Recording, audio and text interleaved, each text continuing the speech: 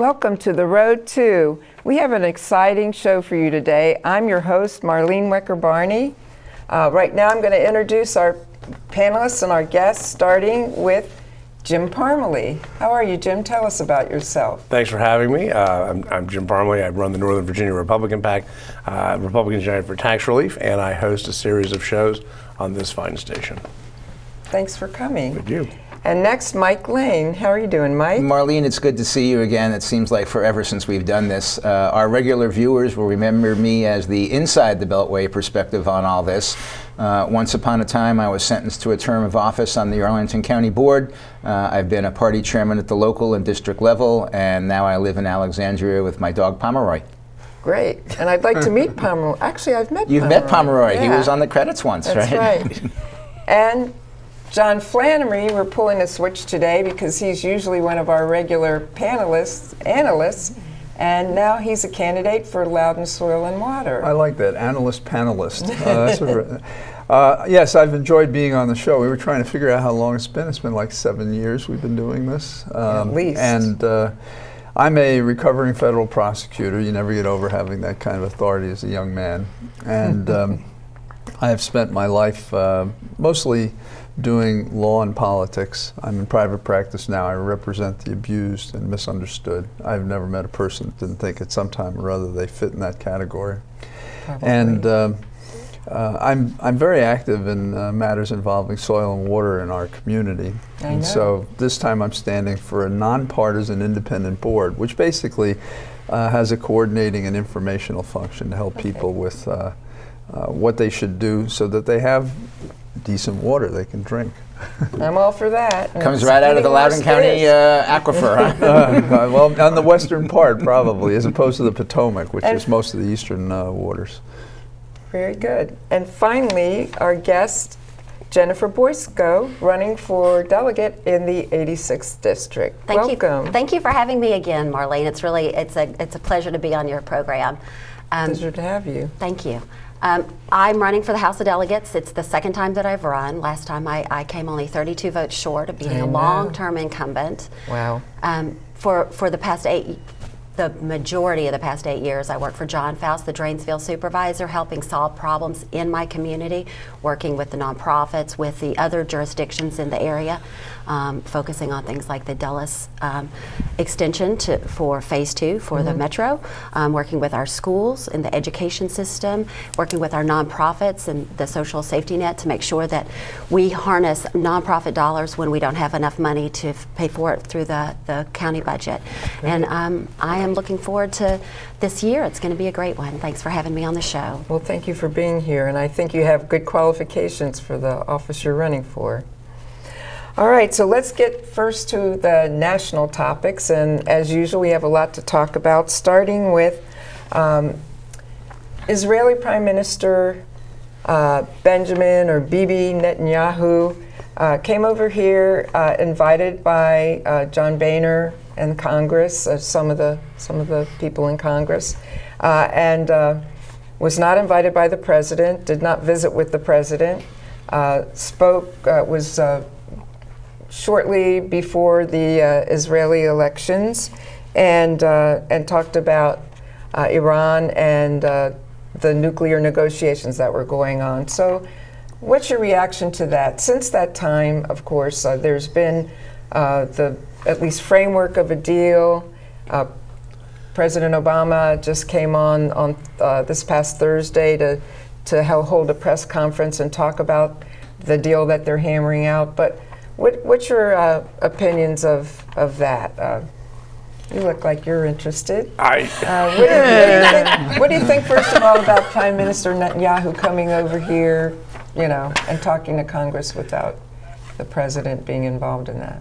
Well, I was going to go. I was more interested in the actual treaty part, but we can talk about both. But yeah. I mean, the invitation. Foreign leaders speak in the United States all the time. I'm going to guess the president didn't. And when you mentioned he didn't also meet with President Obama, I suspect he wasn't invited. But, you know, I don't think that was terribly out of the ordinary. So, but the actual treaty itself, or the potential, I guess it's a potential for a treaty itself, it does seem to have a lot of bipartisan opposition. And so I don't know the details of it. I don't know if anybody knows the details of it other than the president and John Kerry. But so I think it's too early to tell, but it does seem to have bipartisan opposition. Well, the treaty is a public document. I mean, I should say the agreement to have an agreement at some point in the future. Settlement terms are what we do privately and in public life. But there's no treaty yet. No, there's no treaty. But the terms of agreement can be reduced to language, and they will or they won't in June. And so you can only disagree with the terms. And the terms, simply put, are you have to do certain things, you, Iran, and we will lift sanctions accordingly, and you have to act first, and then we'll follow. And the reaction in Iran has been tremendous among the people, which the good news is puts pressure on the leadership to continue following the terms as outlined. And similarly, on our side of the page, I think the alternative is if we don't make an agreement, it's a question of time when we get into a war based on either being tugged there by our allies or deciding to do it ourselves, because our nation seems more easily suited to war in every circumstance, according to our leaders, not the people, than to sit down and hammer out a settlement agreement. We just don't seem to be organically capable of finding peace. And I think this president and Kerry and a lot of other people should be applauded for trying to find peace when everybody is waving bloody shirts saying we should go in there without regard to the billions of dollars it would cost, the chaos it would create, and the pain and suffering it would create right here in this country because of shortages of oil and transfer payments and every other thing that happens when you have a war. Our country typically waits until it's been dragged into a war by the actions bullshit. of others. I'm sorry. I hope that by either Pearl Harbor being bombed, or going into Iraq, 9/11 being bombed, or Kuwait Syria being invaded, or I mean, you go down the list. I mean, a lot of times we're way behind the curve, and I don't want to get into wars, by the way. But a lot of times they are thrust upon us. They're not thrust upon us. Most of the time, we seek to get into them, and we get into them for reasons other than what we say. We claim to care about women and children on the top of a hill who are the enemies of our allies in Turkey, and do we really care? No, because we go in and we kill people. Liberating nonsense. The women of Afghanistan and opening up schools for women in Afghanistan, unimportant. No, we are interested in empire. You mentioned that there's a lot of bipartisan opposition. Right. But there is, I wouldn't say, I don't know if there's bipartisan support, but there is a third option, which is to continue the sanctions, which a lot of Republicans think should be done. So you have three options there. One is to negotiate and find a peaceful solution. The other is to continue the sanctions, and the third is bomb the reactors. Well, I'm not sure that may happen. That might happen whether we do no matter what we do. Israel's going to do whatever it wants to do. Obviously, other nations in the area are going to do what they want to do. Well, going back to Netanyahu, here's a guy who knows international law, and he comes to America in a desperate move to win his election. He puts his thumb in the eye of our president, knowing that the protocol is to agree to these things, gives a speech which is an affront to the president, and then after he's elected, he wonders why we have bad relations. And just before he is elected, the evening before he's elected, he comes out and says, I'm not for a two-state solution, I'm for a one-state solution. That is not about peace, that's about war. That's almost an act of war to make that declaration. And he knows how wrong it was, because immediately when he's elected, the very same day, unlike most politicians who ever admit that they lied, he gets up and says, oh, I'm for two-state. Well, what are we to believe? I don't believe for an instant he believes in two-state. The man is a warrior, he is not a peacemaker, and he is not our friend.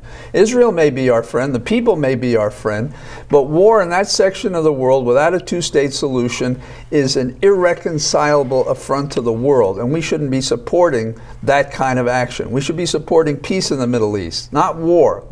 We have only one reaction. Let's war, let's blow up things, let's create trouble. That's America now, that's the way we're perceived. The world's bullies. That President Obama. Well, I'll say.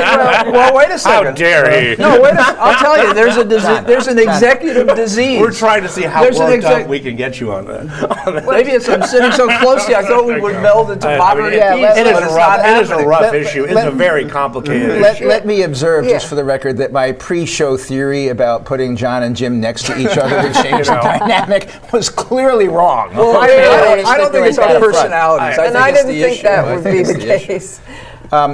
Look, we have, leaving the speech aside for the time being, I don't think I can find enough ways to disagree with John on this, and I hope I can remember the highlights.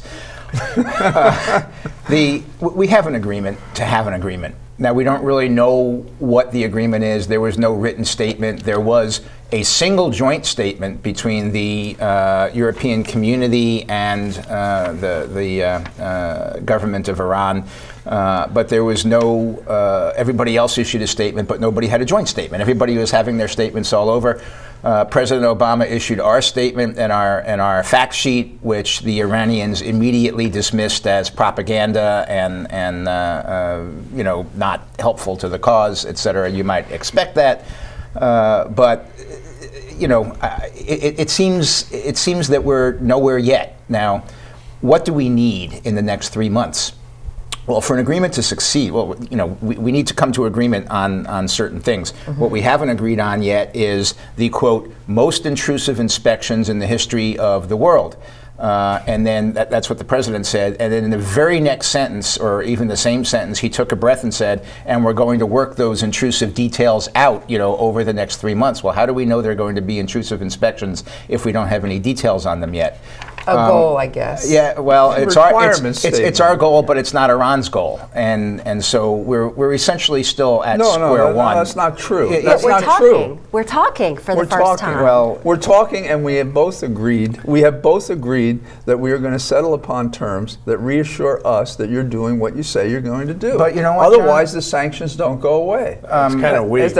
No, it's not weak. it doesn't really. You were talking about. My judgment on, and I think the Americans' people's judgment on what reassures us is different from what the president's judgment is on that. And I think that's where Jim was pointing out that there's bipartisan opposition to where we think the direction of these talks are going, but we don't really know because nothing's been committed to paper and we don't know where we are, and everybody issues a different statement that conflicts with each other. Where are we? We don't know. But we're still in the middle of the process, so it's not a complete document yet. It's not even the beginnings of a document, Jennifer. They haven't reached consensus yet, but they're talking, which is a step in the right direction. But do we normally have a Rose Garden? Here's what we're talking about. Let me say one more thing on this, and then I'll stop filibustering. When we went into negotiations 18 months ago, we had multiple United Nations resolutions which said Iran will not have a nuclear program. There's no need for a nuclear program. They will stop their nuclear program. There will be sanctions until they stop their nuclear program. There's no peaceful, there's no wartime, there's no nuclear program in Iraq. We had multiple UN resolutions on that 18 months ago. Now we've negotiated away all those resolutions. We've negotiated away. No, they're still in place. They are still in place, and they will remain in place until we have an agreement. The joint statement between the European community and the Iranians indicated those sanctions would all go away. Will go away. They haven't done will yet. go away when they've satisfied the prerequisites let me finish. what they're doing with nuclear material. Not only have we negotiated away the sanctions, but we've negotiated away the requirement that Iran stop its nuclear program.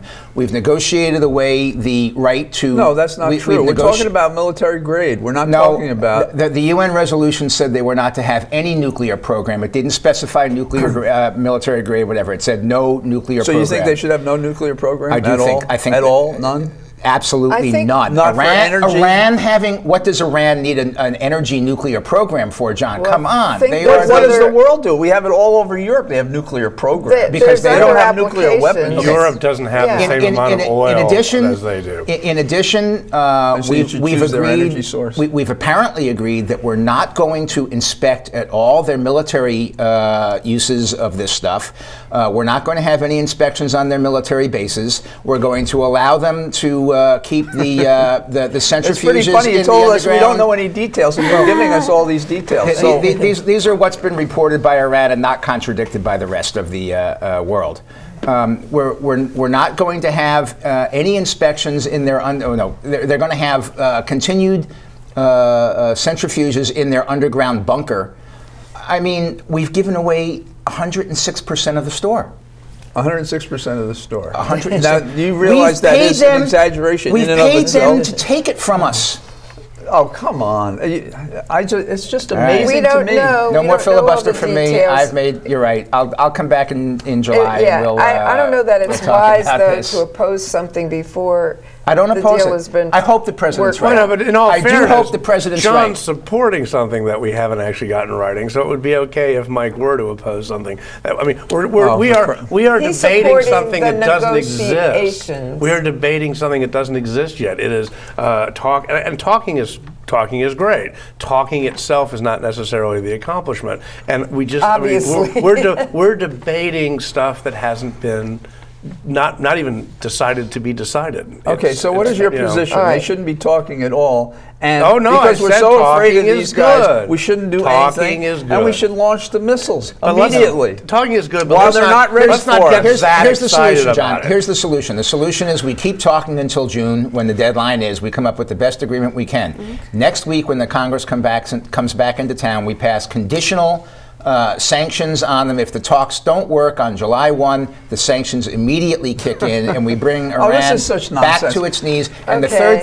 We're at the thing table is, because of the third- sanctions. the How many third more thing- sanctions do you need? Why don't we just beat them on the head? Why don't we tear their clothes off at their, show them that we're tough? third We thing are is- John Wayne, and if you people think you can take us lightly, we'll put even more sanctions on you. We'll build a wall third around thing- the nation. Forget The John third Wayne. thing We are in the John nose. Flannery. The third thing Good old is, John Wayne. I love it. Armchair, that- armchair that is- diplomats. and you will Okay. go through the roof Let on him this, I finish know. and But the we're third moving thing on. is, we have to negotiate from strength, which means we put the military Are we option weak? back on the We're table. moving on. We're weak. We're so weak. We're such a frail nation. We're everywhere on the planet. We give billions of dollars away while people can't eat food in our own nation. We compromise Social Security. And we're so weak and fragile and perceived as weak. No, we terrify people. They don't want to cooperate with us. They're terrified of us. We have the world doing things We because they're afraid of terrify us. people. Yes, Okay, we guys, do. Hold on, guys, America, wait. one of the greatest forces for good Oh, in the history of no, mankind. we are not. There may have We been One of the are times. not. greatest forces for good We're in the gonna history talk of about mankind, America right and we are now. just a nation that What? terrifies everybody. Come on. Yeah, killing innocent Come on. people We're all gonna through the talk Middle about- East as we're gonna collateral talk about damage. America right That's now. winning us friends everywhere. Which is Indiana and the Religious Freedom Restoration Act. Okay. A further Ano- example of our declining culture in America. Okay, These people, there should be a sign as you go to Indiana that says, "You're entering a time machine. Set your clocks back 200 years." That's what it says. That people in how so? America who pretend, as the governor does, to be a Christian, to worship the Sermon on the Mount. Here we are the day before Easter, and you can discriminate based on religion because someone has a dissonant affectional preference you don't agree with. Wrong. I think it's great that businesses are saying shut down the state if they don't do it right, and I'm not sure the amendments satisfy the problem. You have people who are bigots and prejudiced, and they are out of touch. And I'm glad that politically, it may take 5 or 10 years, these people will be on the dustbin of history. We'll be looking back at these people like we look at the Dred Scott decision and every other foul anti-civil libertarian act in the history of our country. The original purpose of the RFRA in the 1990s, it was passed almost unanimously in the Senate, was to protect minority religions from being discriminated against. It wasn't to let people discriminate against other people using their religion. My Right. father is an Episcopal priest. I've studied theology for many, many years. I firmly believe in freedom of religion and making sure that everybody is respected and tolerated. But when you start hurting other people calling it your religion, that's where your right ends, I believe. I applaud Governor McAuliffe for standing up and inviting people from Indiana to come on over to Virginia because we're welcoming, we are inclusive, and we want to treat everyone with dignity and respect, and that's the kind of Virginia we need. I'm also from Arkansas and Alabama, so I have And they seen have the discrimination at its finest, and that is not what we need here in Virginia. Well, thank you, and thank you for the background. Marlene, what we're struggling with, I think, as a country, is when you have overlapping rights or whatever you want to call them, where do we draw the line? For instance, we all know that Jennifer's right to swing her arm ends where my nose begins. Okay? She can swing it all she wants, but she can't hit me. And so what we're struggling with is an idea as to the freedom to practice your religion, not some obscure, hidden, non-historical thing, but a long-term mainstream historical religious belief that is in conflict with where the social mores of society are not only, if they're not at today, but they're headed in that direction. And we're struggling to find that solution. And we haven't found it yet. Not everybody's satisfied. There are, John pointed out, there are probably some intolerant bigots on the hiding behind RFRA that are trying to figure out how to legally discriminate against various groups. And at the same time, and particularly gays, would be discriminated against. And at the same time, we have an incredibly loud and intolerant lobby that is essentially anti-Christian and doing their best to destroy. Can you give the us ability, an example of who that anti-Christian Yeah, I would say lobby the Human is? Rights Campaign is probably very high on the list, and there are others. They will not tolerate any residual mainstream religious beliefs that are out there, and so we're struggling to find this thing. You have a pizza place that was shut down yesterday or 2 days ago in Indiana because they said they probably wouldn't cater a gay wedding, and so they were shut down. A pizza place, who has pizza for weddings anyway? I don't know. But they were shut down. There were multiple tweets about let's go burn that place down. The intolerance on the left was just intense and astronomical. The Human Rights Campaign is not behind that. They're not going to tell anybody to go burn anybody's I didn't say they were down. behind that. I said they're essentially an intolerant group. Now I will. I didisagree with you on that. We can get into that, but let me. Give me 30 seconds to finish my point, and then Well, you can why not get tear into me it apart. now? I mean, it's, you made the remark. made the It's statement. outrageous. When you have an organization, a corporation even, that says, okay, we welcome gay employees, we welcome gay customers, we welcome gay birthday parties, we welcome any aspect of the rainbow in our business. But we are Christians. We're a closely held company. We're privately held, and we do not privately cater weddings to gay people.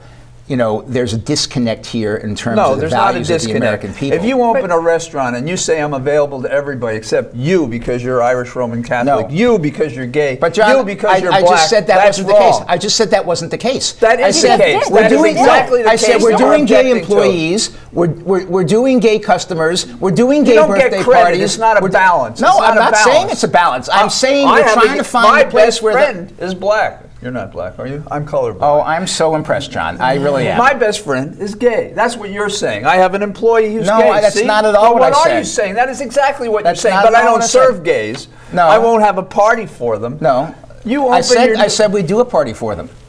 You do a wedding for them? I didn't say that. Well, that's my point. where does Why it- not? If you do weddings for everybody else, you do a wedding What about for if them. it's a white person and a black person getting married in the 1960s in Virginia? There was no religious people argument refused- against that. There were other arguments used against it. religion. There were Actually, social yes, there arguments, were. but it was not. Yes, there was. It was People not. God disapproved it. People God did use that disapproved as the a mixing of the reason. races. They take it back to Yeah. Babel. That's the argument There they gave was a from our...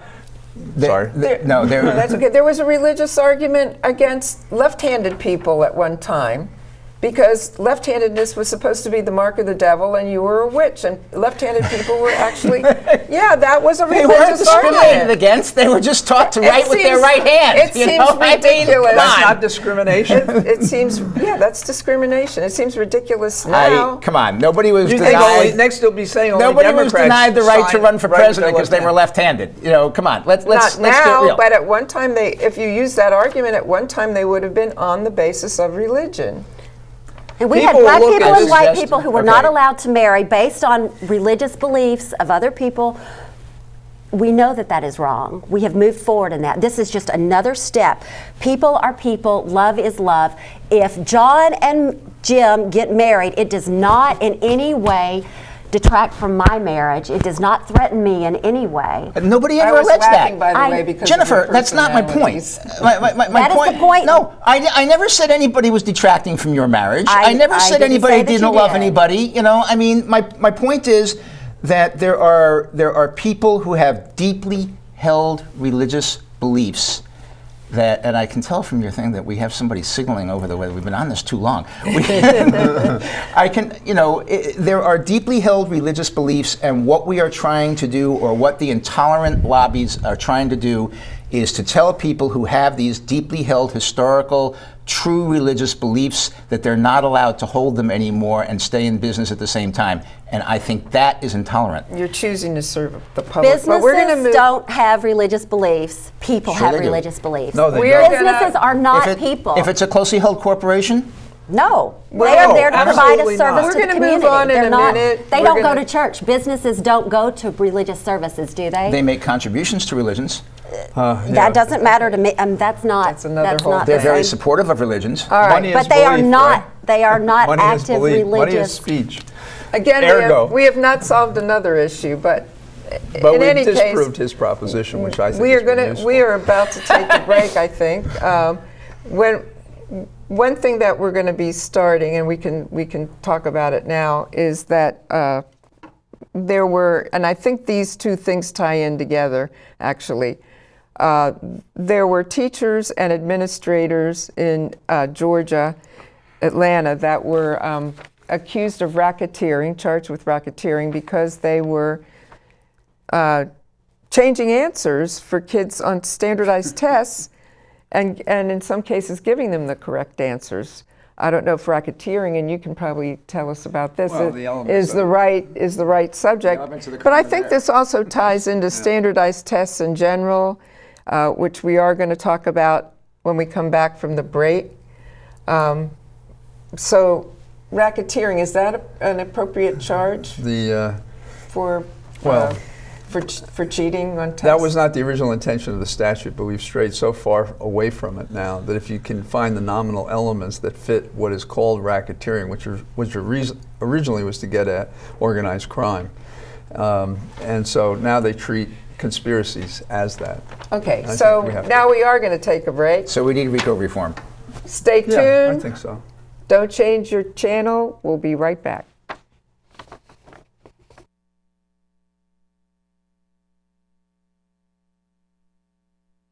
Remember what that flag you're waving stands for. Remember, please stop the hate. We're stronger when we are united. Remember what that flag you're waving stands for. One nation, Under God. Indivisible. with liberty And justice. for all. In America, there's either room for everyone or it's not America. Don't pick the wrong fight. Let's keep America land of the free. Stop the hate. You'd never know it on the battlefield. But nearly half of today's military are National Guard and reservists. However, they can't answer our nation's call without their employer's support. If you're an employer, visit esgr.org and find out how to do your part. After all, their response depends on yours. This is Mommy's bed. Me and Jenny were jumping on it. Mommy's gun fell on the floor. I was a cowboy. Bang, bang, bang, bang.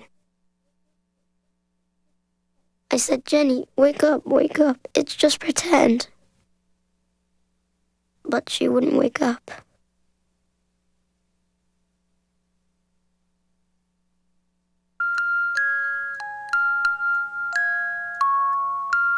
I'm sick of this. I'm sick of dealing with you. I'm sick of. I work 6 days a week. Who do you think you Stand up are? straight. Don't you ever talk back to me again! You just shut up! What are you crying about? What? What a child learns about violence, a child learns for life. Teach carefully. We can show you how. Act Against Violence. Call 877-ACT-WISE for a free brochure. Sweetheart, smoke outside now. You promise. Okay, hon. Sweetheart, smoke outside now. You promise. What kind of man are you? I'm a father.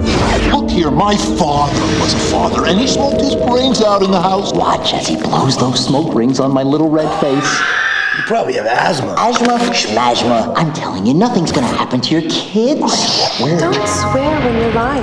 You know very well that thousands of kids get bronchitis, ear infections, and even pneumonia from their parents' cigarette smoke. And didn't you promise your little angels you'd smoke outside? Hey, Daddy. Those little devils are just so sweet. Do the right thing. Please, smoke outside. Until you can stop, go out for your kids. Take the pledge. Call 1-800-513-1157. As time flows on, there are places we return to again and again. Precious places. Timeless places. Places that, with your help, can endure forever. I'm Paul Newman. Help the Nature Conservancy save the last great places around the world. Welcome back to The Road to. As you can see, we're still hotly debating issues here. But before we went to the break, we were talking about the racketeering charge of the administrators and teachers in Atlanta for cheating on standardized tests for the kids. And this just brings up the whole subject of standardized tests in general and SOLs versus Common Core. So what do you think about the idea of having these high stakes standardized tests to begin with? In Virginia, you need to get so many. You need to pass so many SOLs to actually graduate from high school. I mean, we probably all have strong views about studying to the test as not having very much to do with how you use your mind. The flip side of it, which is what you started, is about the prosecution. And several of us may also agree about this, I think, which is that not just that case, but America, federal and state, overcharge. They charge people with crimes they didn't commit. No, they didn't commit when they charge it. And that's to bargain the person, because almost, 97 or 98% of all cases end up in pleas, and they're not all good pleas. They're pleas, you do this instead of facing large sentences and discrimination and losing pensions and all sorts of things. And I'm sure that's going to happen here. I don't see how, when you have a reference system in which you take the test and then you teachers change it, it's just not. That's certainly an offense. Where it fits on the spectrum of administrative, taking into account why they do it, to misdemeanors, to racketeering felonies, that's something else. And Mike and I were talking, and I think we both agree, racketeering statute is just way off the scale. They use it for everything, for the rank and file or small. I think this is a small offense on a spectrum of from 0 to 100% real serious crime, organized crime that really hurts the community. This is a form of protest, and I would guess the teachers would say as an excuse, we did this because these kids are going to suffer the rest of their life for a test that's unfair, and the legislature and the nation is not ready to reform how they do it. So, let me ask you a legal question, though.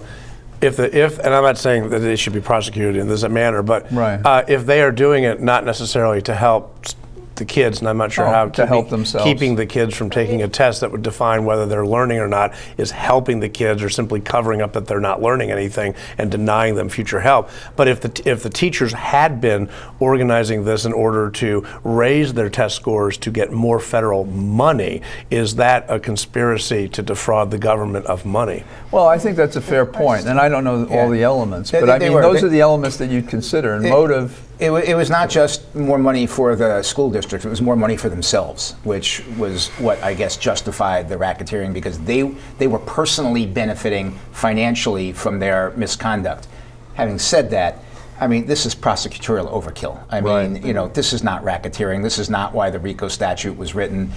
This is ridiculous. And as a result of obtaining ridiculous racketeering convictions, these people are going to be over-sentenced in terms of what the punishment should be, relative to their crime. I mean, I think, fire them, totally terminate them without any pension rights, anything, disgrace them in front of their community, tell them to get out of here, et cetera.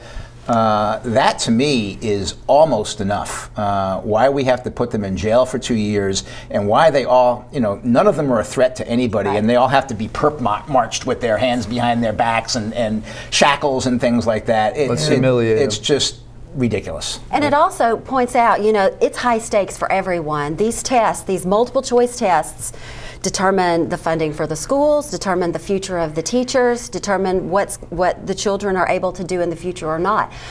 We need to go back to critical thinking, problem solving, giving teachers and school districts flexibility, making sure that they're accountable, of course, but giving them more opportunity to make some decisions for themselves so that the kids are best served.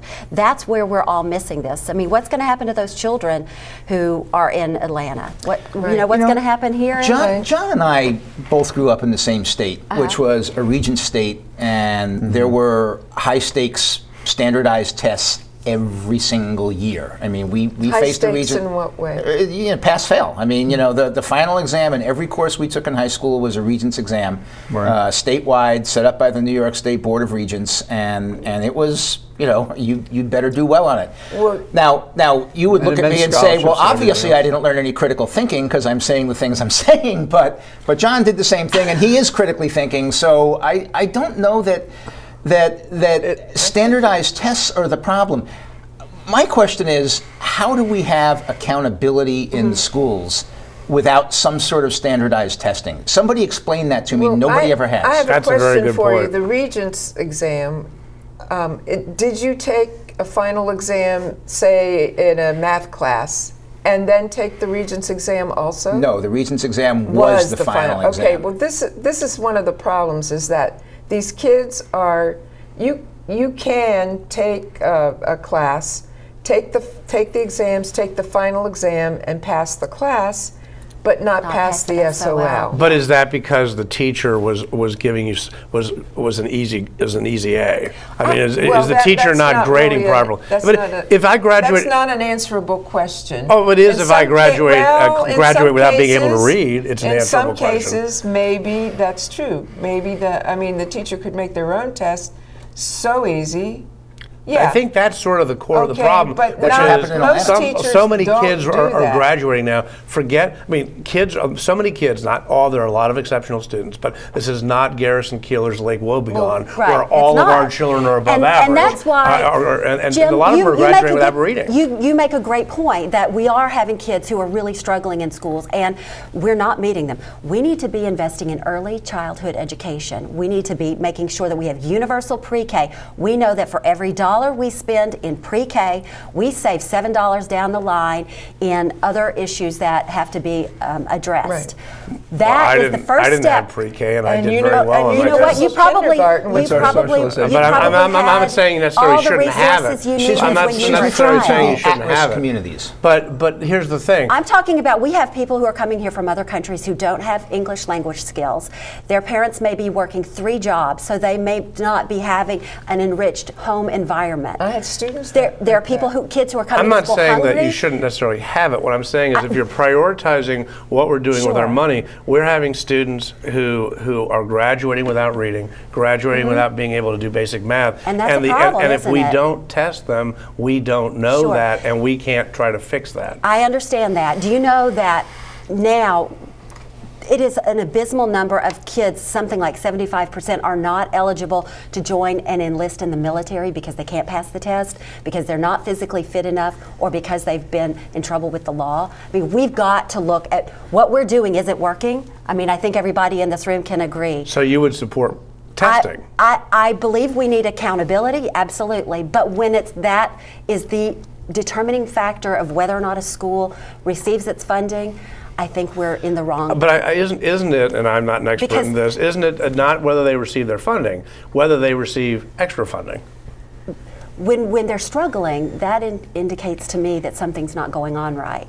So if you're just cutting, let's think about school. Okay, let's think about this. Could it be the Jim, school? Just a second. Let's just talk about this. Let's say you're in a family, and Johnny is he's been given a responsibility, right, to do something. Let's say he's supposed to do the lawn. And you said, I'll pay you money to do that. If he doesn't have a lawnmower to do the lawn, and then he doesn't get the lawn mowed, is he at fault for that? Well, if you just cut off the funding and say, never mind, you didn't do what I told you? I don't think that's what the end result of not passing a test. I'm talking about schools that don't have the resources. If the schools do not, well, all the schools have more resources than they did when we were kids. No, absolutely they have more not. monetary resources funding than is lower. we do. Funding in the budget now is lower than it was in 2009 in Virginia. But it's not lower than it was when we were in school. You talked to at somebody all. who's It's graduated way 10 higher. years ago.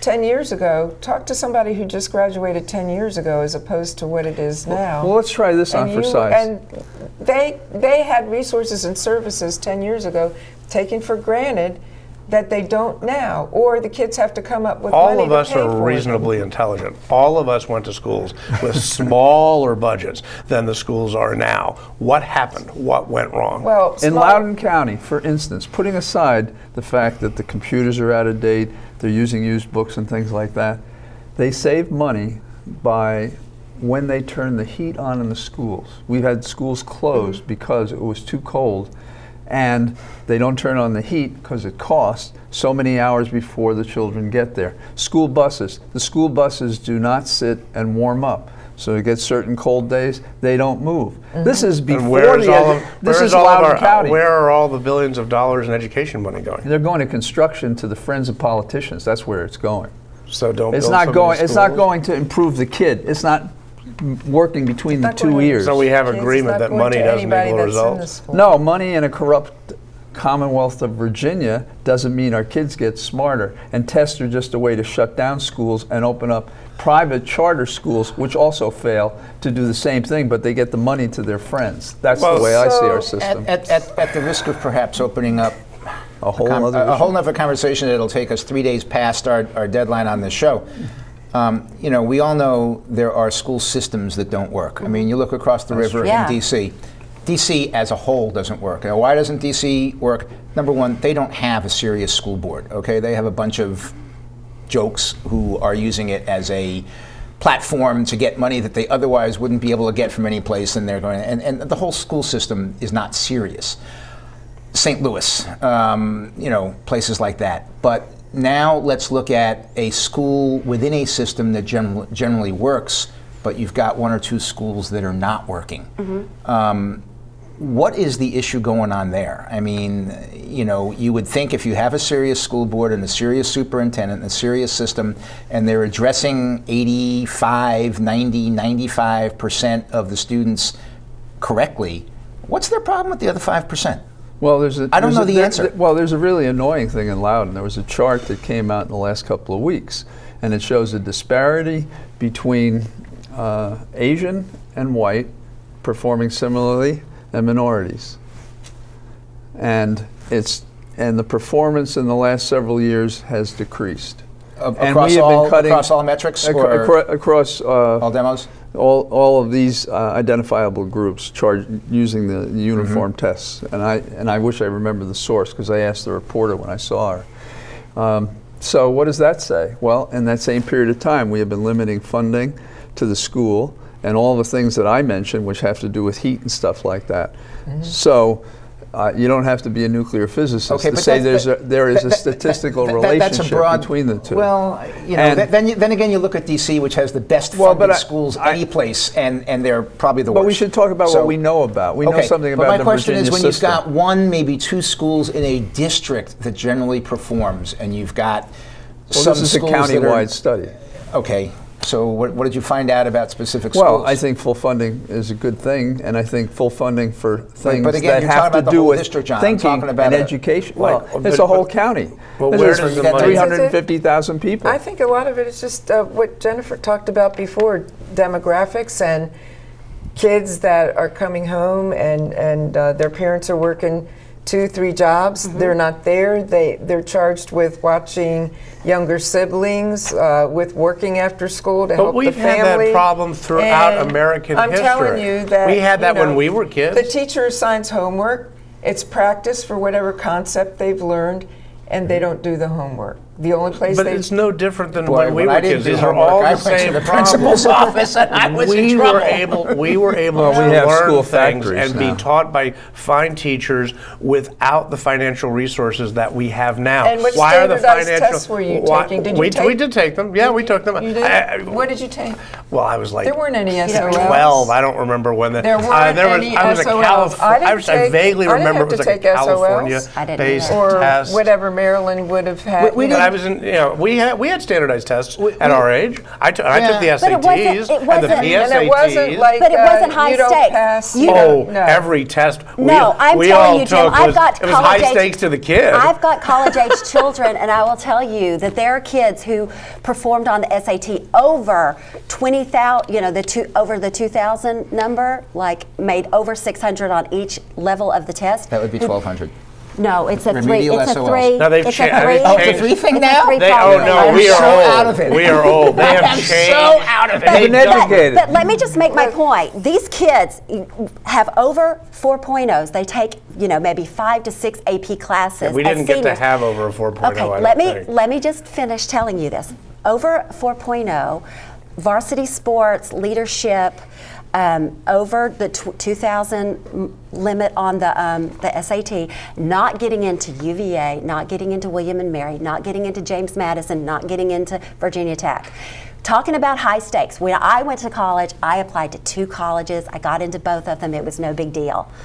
We're now looking at kids who their entire they are working themselves like dogs every single day to make sure that they are meeting.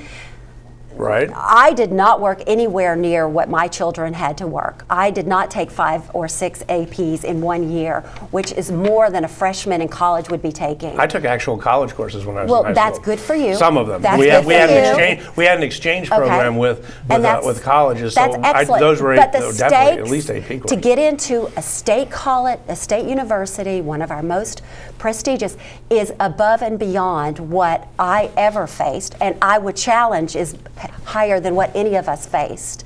It's a reality that the kids in Fairfax County are facing every single day.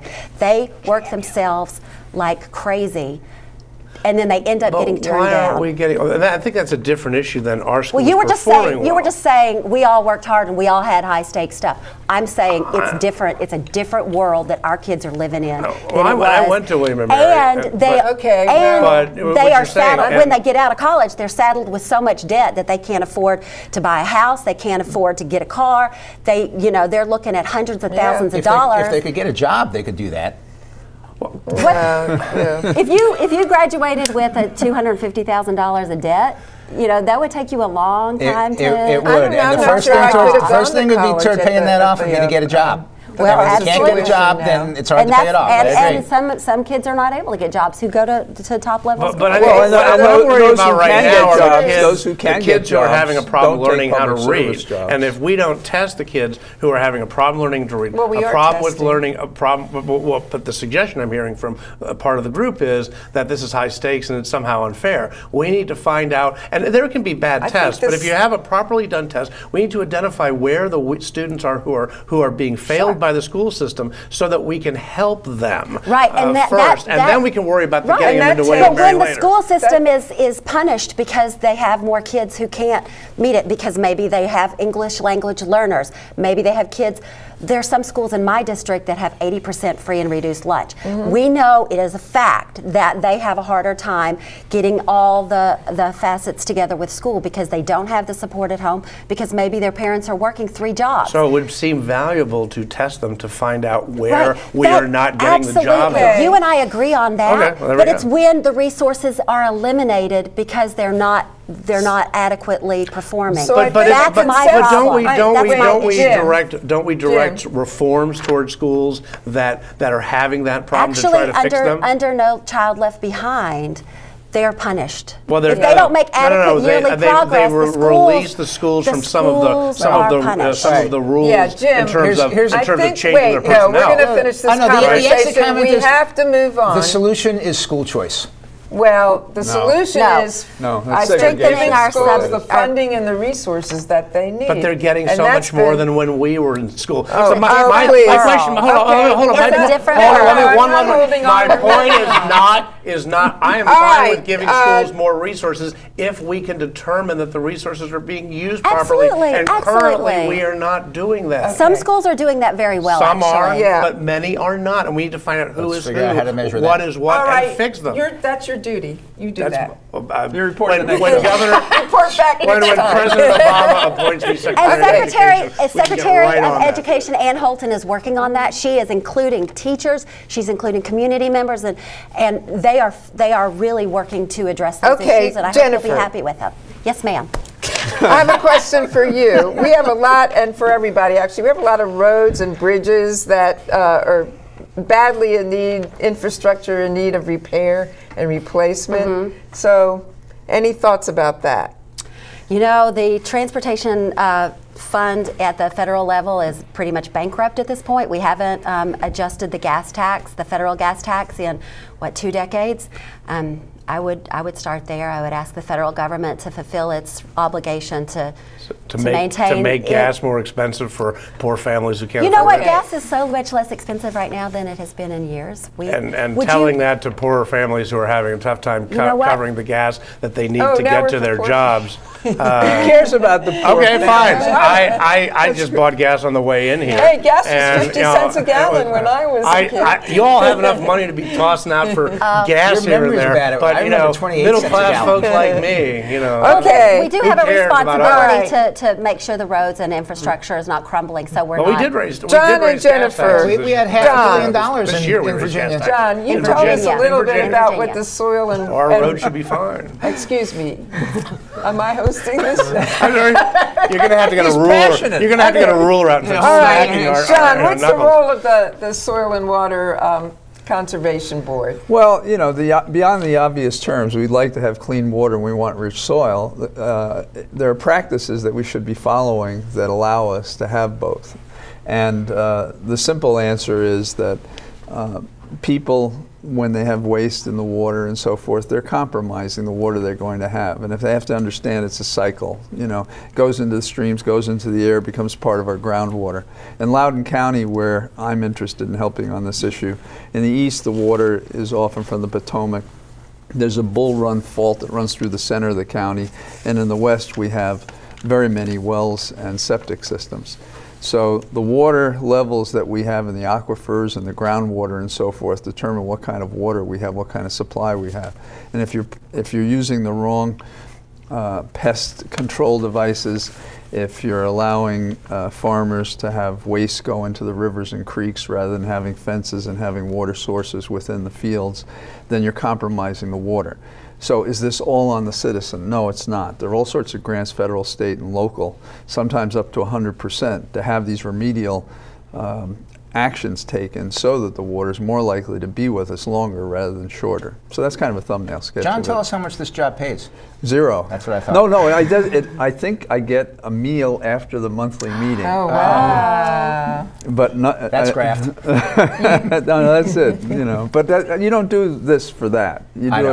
it. You know, That was my point. it's like why you ran, Right. why all of us are interested in it. But should you be elected, you will have the term the honorable for life. Oh, that's kind of nice. Well, I'm an associate director, then we and have I to would call you the continue whether or not. honorable. Well, yes, wouldn't that?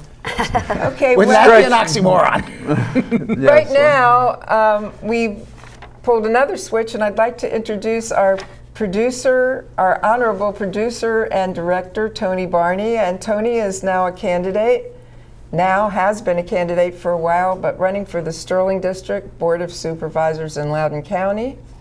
Welcome to the show, Tony. First time you've actually been in front of the camera. The very first time in 17 years. This is our 17th season. 17th. Wow, we were wrong. Yeah, we were off by just 10 started our years. 17th season. And this is the very first time I've been out in front of the camera. I know. And it's kind of scary, isn't it? Not for us, but for you. 'Cause For me, yeah. We're always acting crazy here. But But- anyway, so tell us a little bit about why you're running for Sterling District Supervisor. Well, I'm running for the community. I mean, I think it's been for a long time, our community has not been well represented at all. We're not getting our fair share of resources, we have a current supervisor who, just does not bring, accountability to the office. So I'm running for to bring accountability and ethics back to the office of Sterling District Supervisor, and for the people of Sterling. No longer Sterling should not be the doormat of Loudon County. We should get our fair share of everything, and I plan to be a strong advocate for our community to make sure we get our fair share of everything. Well, we definitely need an advocate. Yeah, currently we have a supervisor that sits on the board and votes no to everything, doesn't like anything, and I'm willing to work with everyone to make sure we move forward. And you have two primary candidates. The primary is May 2nd, 12 to 4 at the Sterling Community Center. That's a Saturday, May 2nd. Yes.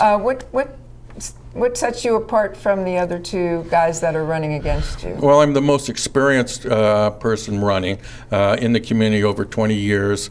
I've been involved in almost every phase of the community relations, an advocate, the Sterling Foundation, vice chair.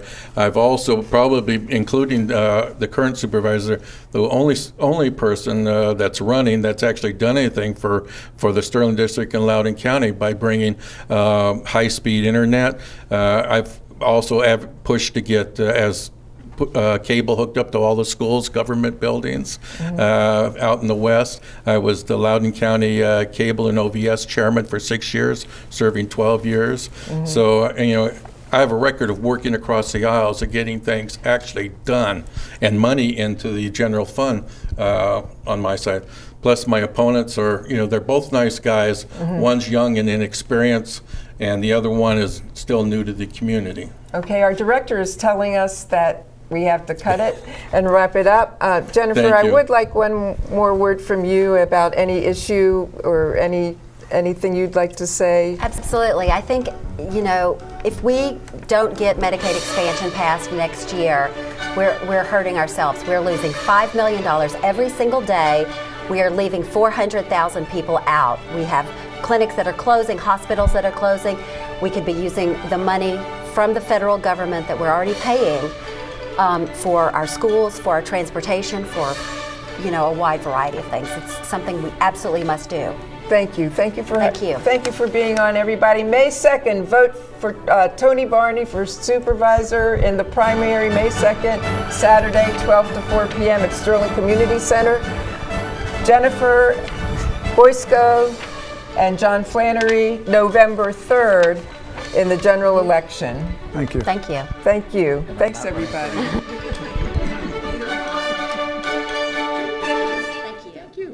Come on, Jim. We're good to see you. It was fun.